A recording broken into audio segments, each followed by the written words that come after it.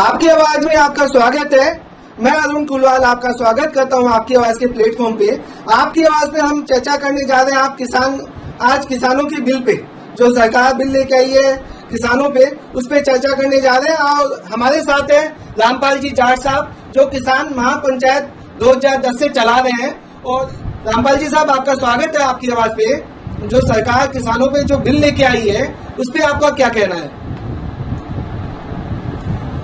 अरुण कुलवाल जी, पहले तो मैं आपको अपनी ओर से, देश के किसानों की ओर से धन्यवाद देना चाहूंगा कि आपने इस विषय पर चर्चा आयोजित की। आज का ये सामयिक विषय है, प्रासंगिक विषय है और केवल किसान के लिए नहीं, संपूर्ण हिंदुस्तान की इकोनॉमी के लिए ये आवश्यक विषय है। अभी भारत सरकार एक राष्ट्र एक बाजार के नाम पर जो कानून लेकर आई है, एक कानून है कृषि उपजों के व्यापार और वाणिज्य से संबंधित। इस कानून से जो बड़े से बड़ा पूंजी वाला है, उसको ज्यादा से ज्यादा लाभ मिलेगा। जो पूंजी वाला है उसको ज्यादा से ज्यादा लाभ मिलेगा। हाँ, किसान का क्या है इसमें? किसान जो भी उत्पादन करेगा, वर्तमान में जिसको दाम मिल रहे हैं, उनसे भी कम दाम मिलने की संभावना बन जाएगी। अच्छा, उसका कारण बताता हूँ कुलवाल जी। किसी के भी हाथ में जब एकाधिकार होता है व्यापार का, तो वो जो उत्पादक होता है उससे कम दाम चुकाकर वस्तु लेना चाहता है। उपभोक्ता की जेब से ज्यादा दाम वसूलना चाहता है। तो यानी वो बिना पसीना बहाए चांदी काटता है, और जो पसीना बहाते हैं वो संकट में फंसते हैं। तो आपका ये कहना है कि 70 सालों से जो प्रथा चलती आई है कि किसान मिनिमम सपोर्ट प्राइस पे मंडियों पे बेचता है, और वही आप चलाना चाहते हैं। और मैं एक और बात इसमें जोड़ना चाहूंगा, जो 70 साल से किसानों की देश में जो ये हालत है, जैसे कानून से पहले और एमएसपी उसको मिलता जा रहा है, और किसान का मैं समझता हूँ कि पूरी उपज जो 100% उपज होती है, तो 100% में सरकार कभी 30% खरीदती है, कभी 40% खरीदती है और कभी 50% खरीदती है। बहुत सारे लोगों को ये भी पता नहीं है कि कृषि मंडी से बाहर अगर आप अपने उत्पादक को बेचते हैं तो कानूनी अपराध है। और इस कानून में अगर उस अपराध को खत्म कर दिया गया, आम किसान अपनी उपज को कहीं पे भी बेच सकता है, तो उसमें आप लोगों को एतराज क्या है और दूसरे मतलब क्या एतराज है इसमें? अरुण कुलवाल जी, यदि एमएसपी पे खरीद हो जाए 100%, खरीद चालू रह जाए वर्ष भर, तो हमें किसी पे कोई आपत्ति नहीं। हमारा तो कहना ही है कि सरकार अभी जो कानून लेकर आई है, जो कानून सरकार ने बनाए, इसमें एक लाइन जोड़ दे, न्यूनतम समर्थन मूल्य से कम पर बिक्री अपराध होगा, तो किसानों को न्यूनतम समर्थन मूल्य मिल जाए, इतना ही चाहिए। इससे ज्यादा ये कैसे कानून बनाते हैं ये जाने, इनकी दुनिया जाने। हम तो यही कहते हैं कि यदि किसान को खुशहाल रखना है, देश को बचाना है, देश की खाद्य सुरक्षा को मजबूत रखना है, तो कुछ हाथों में कृषि उपजों का व्यापार मत सौंपो। इससे सबसे बड़ा संकट होगा, वो होगा खाद्य सुरक्षा पर। किसान तो संकट में आएगा ही, लेकिन कृषि संकट में आएगी। और कृषि का जो उत्पादन है, यदि ये बिल रहा, ये कानून रहे, तो मैं सोचता हूँ 3 वर्ष में ही 15-20% की गिरावट आ जाएगी उत्पादनों में, और उत्पादन में गिरावट आ जाएगी। तो आज की तारीख में 300 लाख मैट्रिक टन अनाज पैदा हो रहा है। हमारे देश को 289 की जरूरत है, तो अंतर कितना है? कुछ भी अंतर नहीं। और यदि ये अंतर और ज्यादा हो गया तो हमको अनाज पे निर्भर होना पड़ेगा विदेशों पर। और पहले हमने 480 PL जो अनुभव लिया जब हमारे गेहूं नहीं था, और जब हमने गेहूं आयात किया और उसमें जो हमने मार खाई अमेरिका से, वो दर्द हम भूले नहीं है। फिर विदेश के लोग जो अन्न उत्पादन करेंगे, मन चाहे दाम वसूल करेंगे और खाने वाले को मजबूर होकर उतने ही महंगे दामों पर वो अनाज खरीदना पड़ेगा।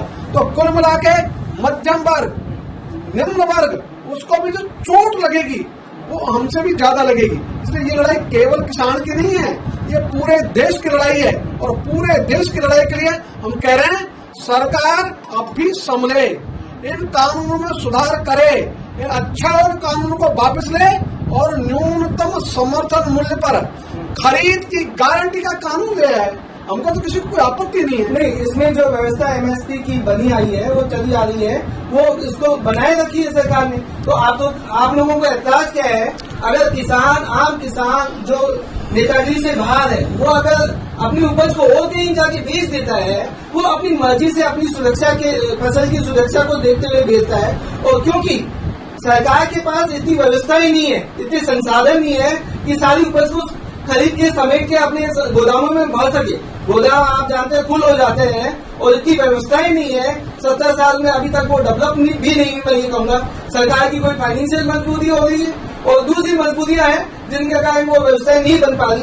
तो आपका ये कहना है कि एमएसपी तो बनाए रखा है जब कानून में, तो आपको एतराज, मैं वापिस उसी मुद्दे पर आपको बार बार लेके आ रहा हूँ कि एतराज क्या, अगर किसान अपनी मर्जी से किसी भी XYZ को, आम आदमी को, किसी दुकानदार को या किसी व्यापारी को, उद्योगपति को अपनी फसल का अगर अनुबंध करके बेच देता है, बिना अनुबंध किए बेच देता है, खुले मार्केट में बेच देता है, स्टेट गवर्नमेंट से बाहर जाके कहीं दूसरे स्टेट में बेच जाता है, तो एतराज क्या है? मैं ये जानना चाहता हूँ। 3 बात अपन को इस पे ध्यान देना पड़ेगा। जी गुलबात जी। पहली, हिंदुस्तान का जो किसान है उनमें 86.6% किसान वो लघु और सीमांत है। उसके बाद जो जोत है वो 1.15 हेक्टर, इससे कम जोत है। तो वो जो कम जोत वाला है, जयपुर से कलकत्ता बेचने जाएगा क्या? किराए की जेब में बेचने कहाँ जाएगा? इसलिए जो छोटा किसान है उसको तो चाहिए उसकी उपज उसकी खेत के आसपास बिके। हम तो ये चाहते हैं। दूसरा, आपको जो अभी ध्यान है कि एमएसपी का कानून तो है, यदि कानून होता तो हम लड़ाई नहीं लड़ते। दिक्कत यह है कि एमएसपी का कानून है ही नहीं, ये प्रशासनिक आदेश है। हाँ, इसलिए प्रशासनिक आदेश को जब चाहे सरकारें अपने हितों के अनुसार उसको मोड़ती रहती है, तोड़ती रहती है। और तीसरा, यदि एमएसपी मिलती तो आज राजस्थान के किसान ने मूंग पैदा किया, भाव है एमएसपी का 7,196 रुपए 1 क्विंटल का, और किसान को मूंग बेचना पड़ रहा है 45 रुपए क्विंटल, यानी 1 क्विंटल पर 27 रुपए का घाटा। बाजरा उत्पादन में, हाँ, बाजरा उत्पादन में राजस्थान पूरे देश में एक तरफ, पूरा देश एक तरफ, यानी पूरे देश का आधा बाजरा राजस्थान में पैदा होता है। और आज बाजरा के हमने बोया तो 1 किलो का हमने दाम दिए, वो तो दिए 300 से लेकर 400 रुपए तक बीज के। बीज कोई वो सोने का थोड़ी था, बीज था तो बाजरे का ही। हाँ, इसलिए उसके तो हमने दिए 300 से 400 रुपए तक 1 किलो के। और अभी जब हम बेचने जा रहे हैं तो 1 किलो का हमको दाम मिल रहा है 11 रुपए, 12 रुपए। और सरकार ने जो न्यूनतम समर्थन मूल्य घोषित किया है वो है 2150 रुपए। तो हमें 2150 दे दो ना, हमें तो आपत्ति नहीं है, आप सोचो कानून बनाओ ना, तो 2150 तो दो। तो आज यदि हमको 1100 में 1200 में बाजरा बेचना पड़े, 1 क्विंटल पर 1000 का घाटा उठाना पड़े, और आज मूंग की उतनी बढ़िया फसल नहीं है, उड़द की उतनी बढ़िया फसल नहीं है, सोयाबीन की उतनी बढ़िया फसल नहीं है, तो जब फसल कमजोर है तो हमारी आस किस पर टिकी? बाजरे पर, और ज्यादा ज्वार पर। ज्वार में भी 500 रुपए से ज्यादा घाटा है। तो आप ज्वार बाजरा ये खरीद लो ना भाई, कौन मना कर रहा है सरकारों से? इसलिए यदि कानून होता तो हम हाई कोर्ट में चले जाते, सुप्रीम कोर्ट में चले जाते। आज कानून नहीं है, इसलिए हम कहीं जा नहीं सकते। तो सरकारों की कृपा पर ही हमको निर्भर रहना पड़ता है। इसलिए हम चाहते हैं कि न्यूनतम समर्थन मूल्य पर खरीद की गारंटी का सरकार कानून बनाए। और कुल बात यह है कि आपको तथ्य और बताना चाहूंगा, हम केवल कहते नहीं है, पहले हमने उसको किया है। 2012 में हमने एक कानून का प्रारूप बनाया, किसानों की सुनिश्चित आय और मूल्य का अधिकार विधेयक 2012 के नाम से। उसके आधार पर एक निजी विधेयक को 8 अगस्त 2014 को लोकसभा ने सर्वसम्मत रूप से विचारार्थ स्वीकार किया हुआ है। 6 साल हो गए, अब तक केंद्र सरकार उसमें करौटी नहीं बदल रही, पहल ही नहीं कर रही। यदि उस पर पहल करती और वो कानून बढ़ जाता तो हम बाजरा कम दामों में क्यों बेचते, फिर सरकार बढ़ा देती कानून। हमें क्या दिक्कत है? हमें कानूनों से दिक्कत नहीं, हमें दिक्कत है हमको उपजों के दाम नहीं मिलते, जो हम जेब से खर्च करते हैं खर्च भी वापस नहीं आता। आपने बहुत बढ़िया मुद्दा उठाया कि एमएसपी जो सरकार लगा देती है, एमएसपी जो सरकार बना देती है, उस एमएसपी पे किसानों से खरीदी ही नहीं होती, फसल की खरीदी ही नहीं जाती, क्योंकि जो एमएसपी तो सरकार ने सुनिश्चित कर दिया, लेकिन उस उपज को खरीदा ही नहीं जाता सरकारों के द्वारा, स्टेट गवर्नमेंट के द्वारा, या कहूँ सरकारों की भी कोई मजबूरी होती है कि वहाँ पे गोदाम नहीं होते, वहाँ पे व्यवस्था ही नहीं होती, फाइनेंशियल अवेलेबिलिटी नहीं होती। तो सारी चीजें आपको हमें समझनी पड़ेगी कि सरकारों के पास भी कोई मतलब वो धन धान्य है या व्यवस्थाओं की लिमिटेशन है। तो उस लिमिटेशन में आपने बहुत बढ़िया बात उठाई है कि एमएसपी मिनिमम किया जाए, आइदर वो मंडियों के लिए मिनिमम किया जाए, आइदर वो किसी प्राइवेट उद्योगपति को बेचा जाए, व्यापारी को बेचा जाए, आम आदमी को, लेकिन एमएसपी पे खरीद होनी चाहिए। आपका ये मुद्दा है। इसलिए 2 मुद्दे और जोड़ूंगा कुल वाले, जो आपने अभी कहा, पहले भी कहा। पहला, आपने कहा सरकार के साधन सीमित, नो डाउट, सही बात, वो समझना पड़ेगा अपने को। बिल्कुल हम समझ रहे हैं। और बिना समझे उस पर बात करना पूर्ववादी जो हमने समझा है वो बताता हूँ। यदि आपको अच्छा लगे तो आप सहमत होना, नहीं अच्छा लगे तो अपन उसे डिबेट करें। आपकी सारी बातों से तो अभी हमने एक सरकार ने कानून बनाया 2007 में, और कानून बनाया कि जो भी किसान अपने उपज पैदा करेगा, यदि बाजार में उसको कम दाम मिलेंगे तो वो गोदाम में रख दे। गोदाम की रसीद के आधार पर सरकार उसको 80% ऋण दे देगी, 4% ब्याज दर पर। जब भाव ऊंचा आ जाए फसल ले ले तो काम हो जाएगा, किसान नहीं पिटेगा। तो अभी हमने भारत के कृषि मंत्री माननीय तोमर साहब से जो हमारी वार्ता हुई, उसमें जो ज्वाइंट सेक्रेटरी थे मिस्टर विवेक अग्रवाल, वो बैठे, उनसे हमने एक प्रश्न पूछा उनके सामने, मुझे आप ये बताओ तो 2007 में आपने कानून बनाया हमको बचाने के लिए, हमारे हित के लिए बनाया, कितने किसान लाभान्वित हुए हैं? उनका एक भी नहीं। तुम्हें क्यों नहीं हुआ? स्ट्रक्चर नहीं था, व्यवस्था ही नहीं थी, नेटवर्क नहीं था। तो मैंने कहा आपको मना किसने किया नेटवर्क बनाने के लिए? 13 वर्ष हो गए, अब दूसरी गलती आप कर रहे हो। फिर आप आज भी जो आप कानून बना रहे हो बिना नेटवर्क बना रहे हो। और हम तो ये कहेंगे, उन्होंने कहा नहीं अब तो इस बार हमने जो है ना काम गोदामों के लिए हम 50,000 करोड़ रुपए लेकर ले गए। हम झुसकते गए पीएम के पास, और पीएम ने कहा भाई 50,000 करोड़ क्यों, 1 लाख करोड़ क्यों नहीं?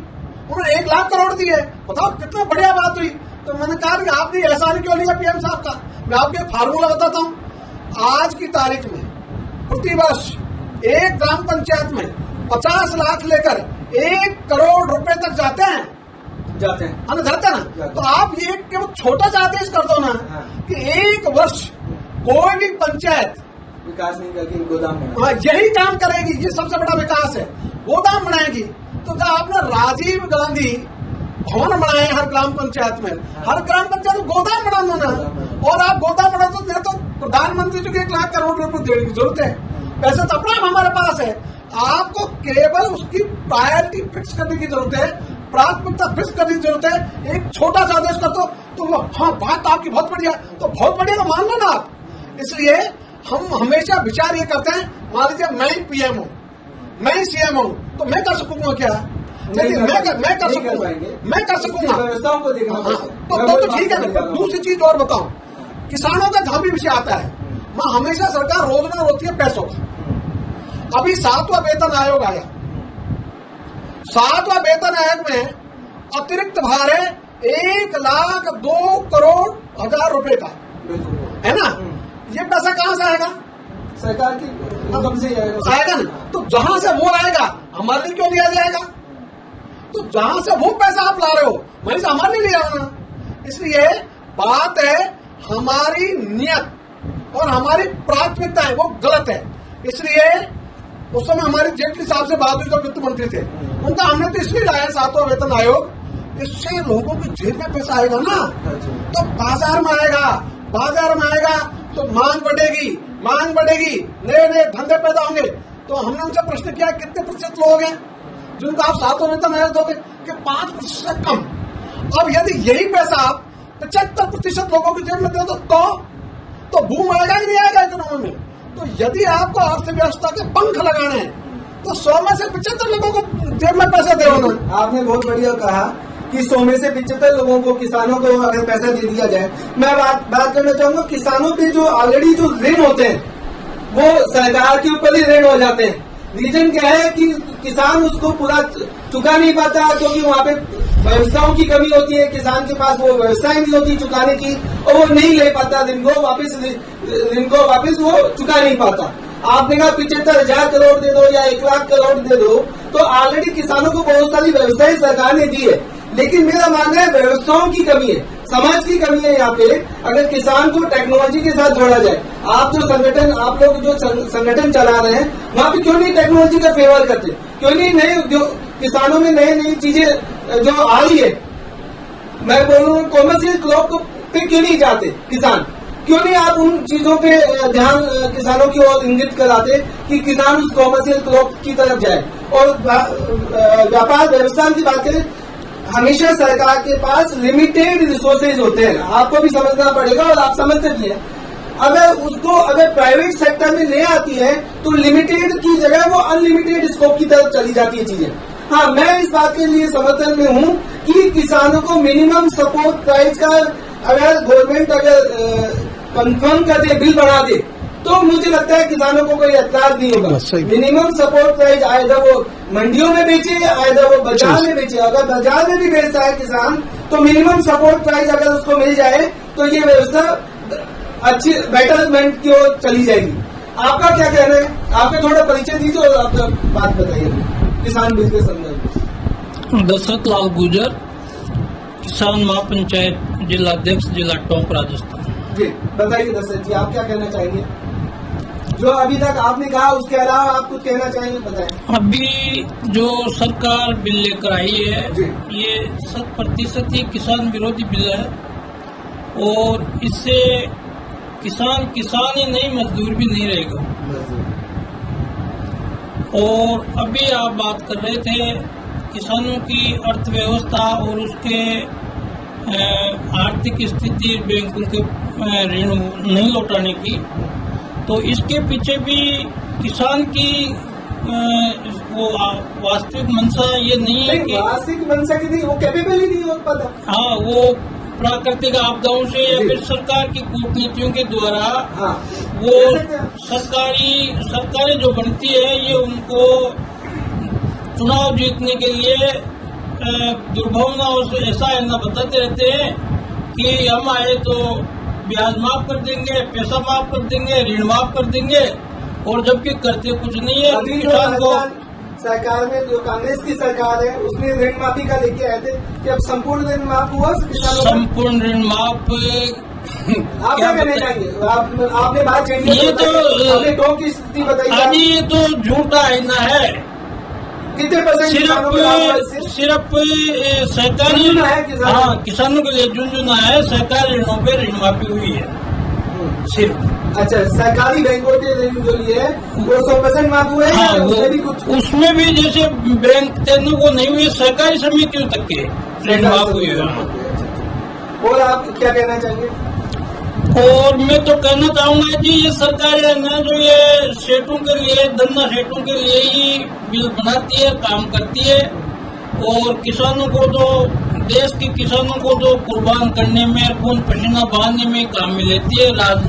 जो 70 साल से जो व्यवस्था है किसानों की, हाँ, वो गरीब और गरीब होता जा रहा है, और गरीब होता जा रहा है। जमीन को बेच के खा रहा है, उसके अलावा कुछ नहीं। सारी जमीनें निर्धन होते जा रहे हैं, और सरकारी कूटनीतियों के खिलाफ जोरदार आप अपना परिचय दीजिए और बताइए आप क्या कहना चाहेंगे किसान बिल के साथ? मेरा नाम रामगोपाल गुर्जर है और दूधू पंचायत समिति के गागरडू गांव से हूँ। जी। रामपाल जी भाई साहब किसान महापंचायत से गांव में घूम घूम के किसानों के लिए जो आवाज बुलंद कर रहे थे उसमें हम भी जुड़े। और रामपाल जी भाई साहब ने पूरे देश के मतलब किसान महापंचायत जो संगठन बनाया है और दूधू उसको राजधानी बनाया है। दूधू में इसकी राजधानी है, दूधू से आंदोलन शुरू हुआ है। तो हम मिलके कंधे से कंधा मिलके चल रहे हैं। जो किसान जो सरकारें जो जिन सरकारों की नीतियां हैं, कथनी और करनी में अंतर है। सरकारें कहती है, सरकारें लॉलीपॉप किसानों को देती है, हम किसानों की आय दुगनी कर देंगे, लेकिन हो कुछ नहीं रहा है। सरकारें बनती है किसानों के दम पर, लेकिन किसानों के लिए कुछ नहीं होता है। अभी जो विधेयक आ रहे हैं वो भी किसान के विरोधी हैं। जिस प्रकार एमएसपी की बात हो रही है, समर्थन मूल्य की, तो उस पे समर्थन मूल्य सरकार कह रही है कि हम समर्थन मूल्य घोषित कर देते हैं। समर्थन मूल्य घोषित हुआ है, लेकिन उस पे उपज खरीदी नहीं जाती है, व्यवस्था नहीं हो पाती है। सब चीजों की जो जिन्स हैं उनके समर्थन मूल्य घोषित किए हुए हैं, लेकिन खरीद चालू हो, किसान एक छोटे छोटे टुकड़ों में किसानों की जमीन हो गई है, जमीन बढ़ती नहीं है, आबादी बढ़ती जा रही है। तो गरीब किसान है वो तुरंत अपनी फसल बेचना चाहता है। उस समय अगर एमएसपी पे सरकारें खरीद नहीं कर पाती है तो औने पौने दामों में किसान बेचेगा, क्योंकि अगली फसल की बुआई के लिए उसको डीजल है, उसका बीज है, उसकी व्यवस्थाएं करनी पड़ती है, तो उसको तुरंत बेचना पड़ेगा। तो सरकार को ये निर्धारित करना चाहिए कि जो एमएसपी पे खरीद केंद्र जो खोले गए हैं, उन खरीद केंद्रों पे मतलब जो उपज निकलते ही खरीद केंद्र शुरू कर देने चाहिए, तब तो किसान को लाभ मिलेगा। अन्यथा झूठा लॉलीपॉप है, किसान 70 साल से नहीं हो पाती है। हाँ, दूसरी चीज एक राष्ट्र एक बाजार की बात आ रही है, कोई भी व्यक्ति कहीं भी खरीद सकता है। तो जैसे किसान के पास जाएगा वो, तो वो कम मूल्य में खरीदेगा, किसान को देना पड़ेगा। अगर सरकार इसमें एक पॉइंट भाई साहब ने कहा कि जोड़ दे कि मिनिमम समर्थन मूल्य पे खरीद अपराध है, तो वो किसान को उसका लाभ मिलेगा। हम ये नहीं कहते हैं कि सरकार ही खरीदे, सरकार के पास संसाधन नहीं है, मान लो नहीं खरीदे, लेकिन एक पॉइंट जोड़ दे उसमें। और एक दूसरी चीज उसमें यह भी है कि जैसे जो बड़ी बड़ी पूंजीपति हैं वो इसमें खरीदारी में भागीदार बनेंगे, और उसमें जैसे पहले लिमिटेशन थी गोदामों की, भाई जो मिनिमम एक वो फिक्स मतलब व्यवस्थाओं में नहीं, वो उसमें जो गोदाम उसके जो खरीदारी का जो स्टॉक माल स्टॉक है उसकी सीमा निर्धारण की हुई थी। अब गवर्नमेंट से इसमें सीमा निर्धारण नहीं है, तो एक कंपनी कोई आएगी तो वो पूरा माल खरीद के बैठ जाएगी, किसान से भी ले लेगी, सरकार के पास भी नहीं जाएगा, बाजार में भी नहीं आएगा, तो महंगे दामों पे वो कंपनी मुनाफा कमाएगी। मैं एतराज करूंगा कि एक कंपनी, इतना बड़ा भारत है तो एक कंपनी की व्यवस्था वैसे नहीं हो सकती कि पूरा, जब आप बोले 70 साल से जब सरकारी व्यापार को उस किसान के उस प्रोडक्शन को, उत्पादन को खरीद नहीं पाती, तो एक कंपनी तो नहीं खरीद पाएगी। आप क्या रखेंगे? अरुण जी, मेरा नाम भट्टीलाल बैरवा है जी, मैं करौली जिले से हूँ। लिहाजा माननीय रामपाल जी जो हमारे किसान महापंचायत के राष्ट्रीय अध्यक्ष हैं, अधिकांश समय हमारा उन्हीं के साथ गुजरता है, और हम किसी भी स्टेट में या देश के किसी अन्य कॉर्नर पे जब हम जाते हैं, एक बात जरूर सामने आती है कि ये अच्छा एक विषय है और एक अच्छी पहल भी है कि कम से कम आज मीडिया से लेकर देश की राजनीति और नेतागण तक, यहाँ तक कि सरकार के मुखिया तक ये जरूर समझ गए कि न्यूनतम समर्थन मूल्य कोई चीज है। ये तो हमारे माननीय राष्ट्रीय अध्यक्ष किसान महापंचायत के माध्यम से जो पूरे देश भर में जो अलग जगाया गया है, ये उसका परिणाम है। अब सवाल उठता है न्यूनतम समर्थन मूल्य पर, यानी कि 100% खरीद हो जानी चाहिए। एक तरफ सरकार ये कहती है कि हमने प्रधानमंत्री बीमा योजना लागू कर दी है। अब समस्या हमारे किसान के सामने यह है कि जब भी हमारा प्रीमियम कटता है तो हमें खराबा का कोई भी मुआवजा नहीं मिलता। अब बताइए कि प्रधानमंत्री योजना का कानून उस वक्त भी किसान महापंचायत ने इसका विरोध किया था और लिहाजा ये आज हाईकोर्ट में भी इसमें रिट लगी हुई है कि जब आप किसान के नाम पर, किसान को मुआवजा देने के नाम पर, नुकसानी देने के नाम पर जो आप मतलब एक तरह से कहते हैं कि हम नियमबद्ध भी है, नीतिगत भी है, और हमने एक ऐसा विधेयक दे दिया जो किसान को मालामाल कर देगा, यानी कि किसान को नुकसानी की गारंटी दे रहा है। तो अब हम जब ये चाहते थे कि भाई न्यूनतम समर्थन मूल्य पर खरीद हो और जब फसल का खराबा हो तो इसका गारंटी जो विधेयक है, जो पहले से हमारा ऑलरेडी लोकसभा में विचाराधीन चल रहा है, जब आपने उस पर विचार नहीं किया और आप ये कह रहे कि हमने किसान के नाम पर या किसान का भले के नाम पर जो अब ये जो विधेयक लाए हैं,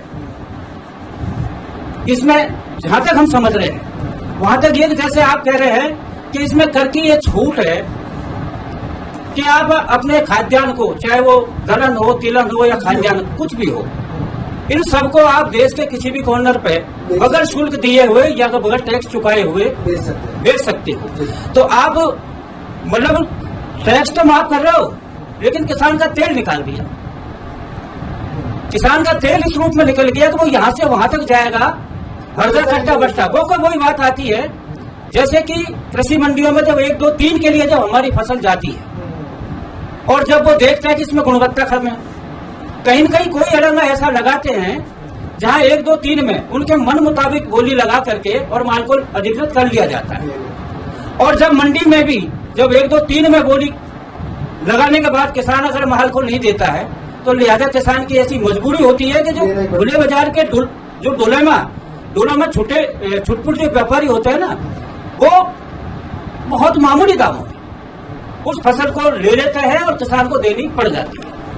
रहा सवाल एक, आपने ये कहा कि हमारा एक विषय और है, या इसे हम जो कहेंगे हमारा स्लोगन है किसान महापंचायत का, खुशहाली के 2 आयाम, ऋण मुक्ति और पूरे दाम। अब इस जगह नूर जी मैं थोड़ी सी आपको आगे बात को बढ़ाना चाहूंगा। जब ये बात ही स्पष्ट है कि किसान महापंचायत ये कल्पना करती है कि हमारे देश के किसान ऋण मुक्त होना चाहिए, तो हमने तो कभी निकाले ऋण माफी कर दो।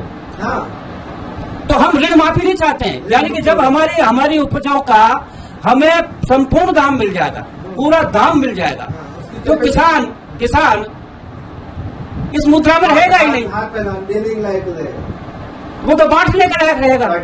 जब मैं सक्षम हो जाऊंगा, यानी कि धन के बल पर मैं सक्षम हो जाऊंगा, जो मेरी आमदनी है खेती से उसको मैं अरेंज करके, यानी कि इकट्ठा करने के बाद जो मेरा बचेगा तो मैं तो या तो आपको एक दूसरे को उधार दे दूंगा या फिर आगामी मेरे खर्चों के लिए बचा लूंगा, डिपॉजिट कर दूंगा। जब मैं इस स्थिति में आ जाऊंगा तो मैं आपसे कर्ज ही क्यों लूंगा भाई? जब मैं कर्ज नहीं लूंगा तो वो स्थिति नहीं आएगी। कर्ज लेने के बाद एक स्थिति आती है जो अधिकांश आपने भी काफी सुना है अरुण जी, कि जगह जगह देश का किसान जो आत्महत्या करता है, वो एक यही वजह है। जो खेती में अपना दिन रात पसीना खपाता है, वो खून बहाता है उसी खेती में वो, और जब उसको फसल पैदा होने के बाद या तो असल दाम नहीं मिलते या खराबा मिलता है, खराबा का मुआवजा नहीं मिलता, तो उसे रोना पड़ता है और मुंह छुपा करने के बाद उसे आत्महत्या करनी पड़ती है। तो हम ये कहते हैं कि हमें कर्ज मुक्ति चाहिए, कर्ज माफी नहीं चाहिए। सवाल क्यों उठे कि ये पंचायत समितियों का है, सहकारी समितियों का है या अन्य किसी बैंक का है, भूमि विकास बैंक का है, जिसने कितना माफ किया है, बैंकों का है कितना माफ हुआ, ये कहने की जरूरत ही नहीं पड़ती हमको। हमें तो कर्ज मुक्ति चाहिए, और मुक्ति कब संभव है? जब न्यूनतम समर्थन मूल्य पर किसान को पूरा दाम मिले, वर्ष भर खरीद जो हमारी ये चालू रहनी चाहिए, और इसकी गारंटी का कानून बनना चाहिए। प्रधानमंत्री बीमा योजना का जहां तक सवाल है, उसका आज तक किसान को एक पैसा भी नहीं मिल पाया है, कहीं भी नहीं मिल पाया। जबकि प्रीमियम जो हम केसीसी लेते हैं, जो किसान केसीसी के नाम पर जब पैसा देता है उसकी प्रीमियम वहीं कट जाती है। अच्छा, उसमें वहीं पे कट जाती है, बिल्कुल वहीं काट ली जाती है। और इसके बदले में जब किसान को खराब होता है, एक उदाहरण के तौर पे मैं आपको बात बताऊं, इस बार जहां हमारा ये आंदोलन 2010 में माननीय राष्ट्रीय अध्यक्ष जी के नेतृत्व में जब शुरू हुआ था, किसान महापंचायत का जब निर्माण हुआ था, स्थापना हुई थी, तब मूंग उसी दूधू में इसका 3670 रुपया समर्थन मूल्य घोषित था और 1700-1800 मूंग बिक रहा था। यानी कि न्यूनतम समर्थन मूल्य पर मूंग खरीदा ही नहीं जा रहा था, ना कोई तोल केंद्र थे, न वहाँ कोई मंडी थी। लिहाजा किसान को जितने दामों में, या जो मैं बता रहा हूँ 1700-1800 ज्यादा दाम उसको नहीं मिल पा रहे थे। उस मूंग की हालत थी। अब जाकर के जब दूधू में इस लंबे संघर्ष के बाद इन 10 सालों में दूधू में आज 25 केंद्र खरीद केंद्र बन गए, ये सारा कुछ है। और अब किसान को ये उम्मीद थी, किसान को कितनी उम्मीद थी कि जो बम्पर पैदा राजस्थान में मूंग की सबसे ज्यादा होती है दूधू में होती है, और उसे उम्मीद थी कि मेरे बहुत ज्यादा मूंग होगा और तोल केंद्र भी खुल गए, अब तो मैं मारामार हो जाऊंगा। लेकिन भाई सरकार की मार तो है ही, लेकिन करतार की मार भी साथ चली। करतार की मार ने ऐसा खाया कि मूंग 10% की रह गई। अब जब खराबा हुआ तो बीमा कंपनियां शून्य है। अब बीमा कंपनियां ये नहीं कह रही कि हमने आपका प्रीमियम काटा है, चिंता मत करना, हम आ रहे हैं, हम आपको पूरा दाम देंगे, आपका जितना खराबा होगा उसका मुआवजा लेके आ रहे हैं, थैला तैयार रखना, हम थैले में डाल देंगे। ऐसा कोई नहीं कह रहा। तो हमारे लिए जो बेकार कानून ये जो निकला, तो इसी तरह से ये जो अब कानून, ये विधेयक जो पास हुए हैं या विधेयक जो लाए गए हैं, ये नुकसानदेह है। और ये है, यहाँ की शुरुआत है, 1 सेकंड में खत्म कर रहा हूं मेरी बात को। यहाँ तक है ये न्यूनतम समर्थन मूल्य को खत्म करने की एक साजिश है, योजना है, पूर्व नियोजित योजना है। आपका ये कहना है न्यूनतम समर्थन मूल्य इससे खत्म हो जाएगा, क्योंकि प्राइवेट लोग इसमें आ जाएंगे और वो सारी व्यवस्थाओं को चौपट कर देंगे। आपका परिचय दीजिए और आप बताइए अपना। रामेश्वर चौधरी, प्रदेश अध्यक्ष युवा किसान महापंचायत। कॉन्ट्रैक्ट फार्मिंग है ना, इसमें सबसे बुरा हाल ये रहेगा कि कंपनी आके कहेगी आप ये इस प्रकार की खेती करो, कॉमर्शियल क्रॉप की बात करें। हाँ, तो कंपनी कहेगी जो हम फसल उगाएंगे, उसके बाद में वो कहेगी इस खाद का प्रयोग करो, इस बीज का प्रयोग करो, इस वक्त आप पानी लगाओ। उसके बाद में वो FAQ लेगी, फेयर एवरेज क्वालिटी। अगर उस नाउन से नहीं बैठेगा छोड़ के चले जाएगी। उसमें शर्त ये रखती है कि आप उसके बाद दूसरी कंपनी या दूसरे ग्राहक को भी नहीं बेचोगे। बताओ फिर क्या हाल होगा उसका। वो कहेगी 2 रुपए लगाएगी तो 2 रुपए में बेचना पड़ेगा। जिस प्रकार ये उदाहरण हुआ अपने चापसू में जब टमाटर अच्छा उत्पादन हुआ तो उसमें कहा कि ये लाल नहीं है, इसकी आकृति अच्छी नहीं है, उनको रोड़ा फेंकना पड़ा था। तो कॉन्ट्रैक्ट फार्मिंग तीनों कानूनी हमारे खिलाफ है। कॉन्ट्रैक्ट फार्मिंग में ये व्यवस्थाएं होती है, तो इस व्यवस्थाओं से किसान नुकसान में जाता है, नुकसान में जाएगा, क्योंकि वो अभी तो प्रॉफिट देने के चक्कर में कर लेंगे 2 साल, अगर 5 साल का एग्रीमेंट कर लेंगे तब 1 साल तो अच्छा दाम दे देंगे, फिर 4 साल तक लूटते रहेंगे। तो लूट व्यवस्था खत्म करनी चाहिए या लूट व्यवस्था चालू। आपने सही उठाया कि मिनिमम वहाँ पे क्वालिटी वो सारी चीजें व्यवस्था नियम कायदे उसमें घुसट जाएगा, सारे सामने डाल देंगे। तो वहाँ पे सरकार की कोई ऐसी व्यवस्था होनी चाहिए कि उन पे चीजें सरकार की नजर में रहे और उस किसान के समर्थन में चीजें चले। हाँ, ये हमारा कहना है कि जो कांटेक्ट कर रहा है ना उसकी नजर में वो कह रहा है जैसे जैसे उत्पादन कर रहा है, तो फिर वो तय कर दिया दाम उससे कम नहीं मिलने चाहिए। फिर तो इसमें वो भी गारंटी नहीं है कि वो कम दाम दे देंगे। अगर अच्छा दाम हो जाएगा उस टाइम पे तो अच्छा दाम भी नहीं दे पाएंगे। तो आपका रोल बहुत बड़ा हो जाता है महापंचायत और इस तरह की संगठनों का, कि जो किसानों के साथ जो व्यवस्थाएं की जाती है, जो व्यापारी समझौता होगा, उन समझौतों में आपकी चीजें, क्योंकि आप संगठन चला रहे हैं किसानों के, तो उन किसानों को भी आप उनको लिटरेट कीजिए व्यवस्थाओं से। जो नियम कायदे जो एग्रीमेंट किए जाएंगे, उन एग्रीमेंट की कॉपी से उनको नॉलेज उनको बढ़ाइए कि एग्रीमेंट इस तरह की चीज एग्रीमेंट हो जो किसान के फायदेमंद, किसान के फायदे में रहे। एकदम सही है अरुण कुरवाल जी। यदि हम जैसा प्रारूप सरकार को दे, और ये मैंने कहा है ना कृषि मंत्री जी को, तोमर साहब को, अच्छा, उनके हम आपको प्रारूप देते हैं, एग्रीमेंट का प्रारूप हम देते हैं, हमारा अनुसार वो आप कॉन्टेक्ट कराइए। वो एग्रीमेंट लेकिन वो हमारे अनुसार करने को तैयार नहीं ना। वो तो कह रहे हैं हमने कानून बना दिया, अब इसकी चौखट में आओ, आप इसकी चौखट से बाहर नहीं जा सकते। नहीं, इसमें किसान तो खुला हुआ है ना, कि वो एग्रीमेंट माने नहीं माने, वो किसान खुला हुआ है। आप सही कह रहे हैं, किसान को ऐसी व्यवस्था है आप लोगों को देनी चाहिए। आप सही कह रहे हैं, को किसान अच्छी तरह पढ़ के और उन अच्छी तरह पढ़ के और उन पे साइन कर सके। आप सही कह रहे हैं। चलो 1 मिनट की मान लो उन्होंने साइन भी कर दिया पढ़ लिख कर समझ कर, ये मानना पड़ता है। बाद में उनका डिस्प्यूट हो गया किसी भी कारण, व्यवस्था है, कानूनी व्यवस्था। तो सरकार ने एक नया जो काम किया है, ये कह दिया आप न्यायपालिका में नहीं जाओगे, न्यायालय के दरवाजे बंद। अच्छा, किसान के लिए या सभी के लिए, व्यापार हो किसान हो, अच्छा। पूरे कानून में ही आप, मैंने यही बातें वहाँ कही थी। तो इसमें तो आपको और भी बड़ा रोल देखे तो ठीक बात, सही बात। न्यायपालिका भी नहीं जाओगे, कोई मान लो कोई व्यापारी आता है, कोई इंडस्ट्रियलिस्ट आता है और वो बोलता है कि हम यहाँ के 100 किसानों से एग्रीमेंट कर लेते हैं, तो आपकी व्यवस्था तो पुख्ता हो जाएगी। वहाँ पे आपकी व्यवस्थाओं का, क्योंकि उस कंपनी को ही आप ब्लैक लिस्ट कर दो, ओवरऑल इंडिया से ब्लैक लिस्ट कर दो। कुलवाल जी, आपके मुंह में घी शक्कर। यदि हम उनको ब्लैक लिस्ट करने वाले बन जाए, आप कर सकते हैं, नहीं कर सकते, नहीं कर सकते। मान लो इसलिए एक व्यापारी ने, एक उद्योगपति ने किसान के साथ चीटिंग की, तो आप सारे किसानों को बोल सकते हैं इस व्यापारी को ब्लैक लिस्ट किया जाए। इसलिए ब्लैक लिस्ट करने का कानून सरकार के हाथ में है। जिस दिन वो कह देगी सरकार, उसमें ये प्रावधान कर दो। आप आप ये कहना चाह रहे हो कि किसान ही ये निर्णय कर दे कि आगे हम इस कंपनी से कॉन्ट्रैक्ट नहीं करेंगे, इवन व्हाइट लिस्ट कर दो लोगों को। ठीक बात। 5 कंपनियां क्यों हो जाए, दाम सही देती है और जो अनुबंध किया है वो सही है। अब एक चीज और, ऐसा भी किया जा सकता है। ठीक बात, सही बात। आपकी व्यवस्था और भी बड़ी हो ठीक बात, सही बात। आपकी आप सही कह रहे हो। यदि ऐसा राजनीति और भी बड़ी हो जाएगी, जिस दिन ऐसा हो जाएगा ना, तो राजनीति आपकी है, वो ठीक बात, किसान नहीं कर पाएगा। सही बात, वो ठीक बात। हाँ, जिस दिन हमारे हाथ में राज की बागडोर होगी, किसानों के हाथ में, जिस दिन हम नीति निर्माण करेंगे, जिस दिन हम नीति निर्माता बनेंगे, जिस दिन कानून बनाने की क्षमता हमारी होगी, हम इन कंपनियों को घुटने टिका देंगे और ये कहेंगे तुमको किसानों के पक्ष में कानून बनाने को काम करना पड़ेगा। और जो कंपनी किसानों के साथ चीटिंग करेगी, धोखाधड़ी करेगी, उसको कान पकड़ के गेट आउट कर देंगे। लेकिन ये ऐसा देश है, यहाँ एक किसान लड़ेगा एक कंपनी के खिलाफ, उस कंपनी की औकात और उस किसान की औकात। नहीं, आप फिर गलत जा रहे हैं। एक किसान संगठन की बात हो रही है, आपकी व्यवस्थाओं की बात हो रही है। ठीक करो। और मैं ये भी नहीं चाहूंगा कि कंपनी का कान पकड़ के, ये लैंग्वेज नहीं होनी चाहिए। वो भी अपना बराबर का रिश्तेदार है, वो भी व्यापारी है, वो भी कमाने के लिए आया है।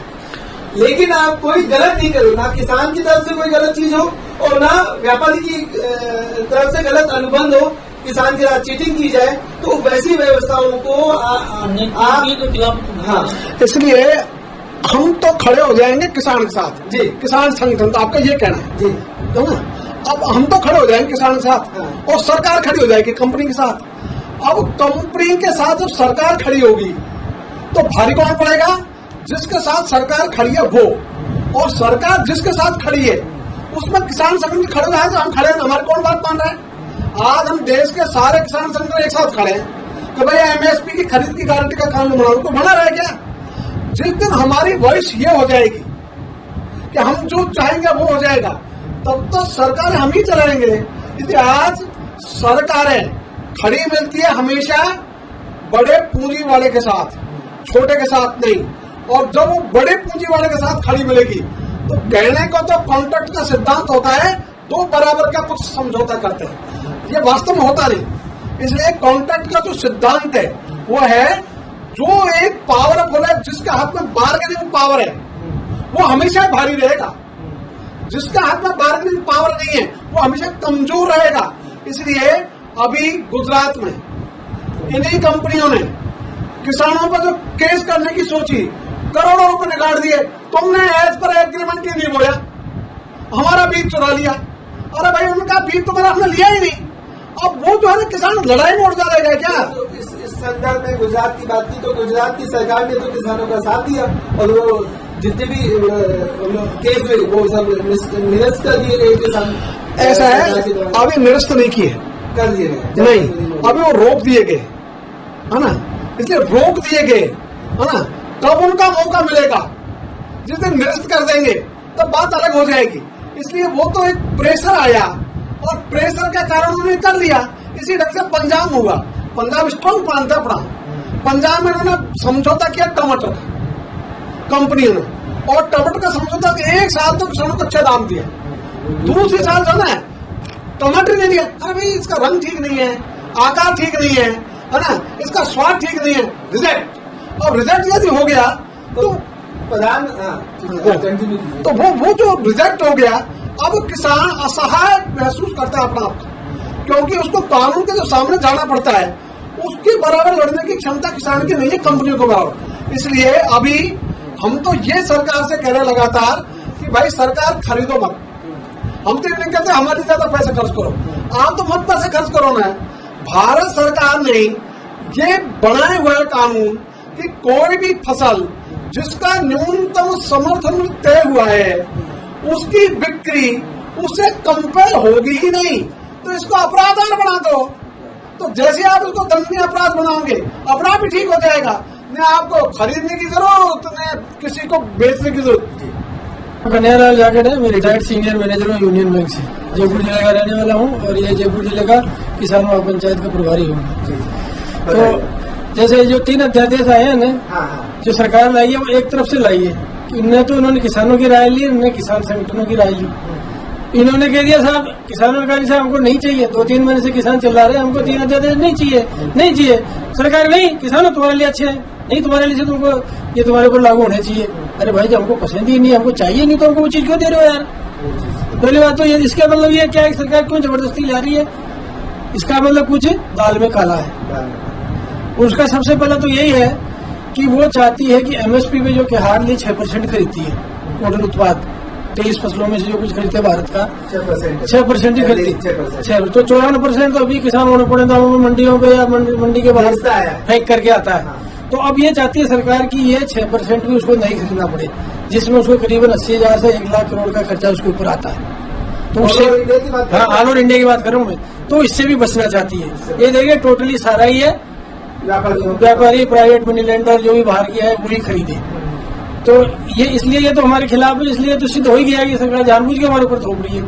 दूसरा आपने कहा कि जैसे भी आप ऑर्गेनिक खेती के बारे में या उन्नत फसल उगाओ, केस को उगाओ जिससे किसान को फायदा। अरे भाई किसान तो उपजा लेगा, अच्छे बीज कीटनाशक दवाइयाँ खरीद के उपलाता, फिर बाजार में खरीदने वाला नहीं है कोई। कम से कम उसको एक मिनिमम सपोर्ट प्राइस तो होना चाहिए कि मैं चीज पैदा करने जा रहा हूँ तो मेरे को इतना तो पैसा मिलेगा ही मिलेगा।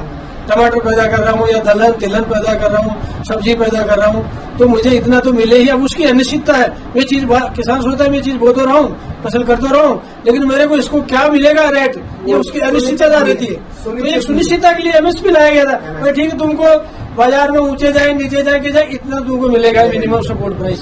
तो ये मिनिमम सपोर्ट प्राइस पे सरकार इसने जो करती है 23 फसलों का वो भी पूरा नहीं खरीदती।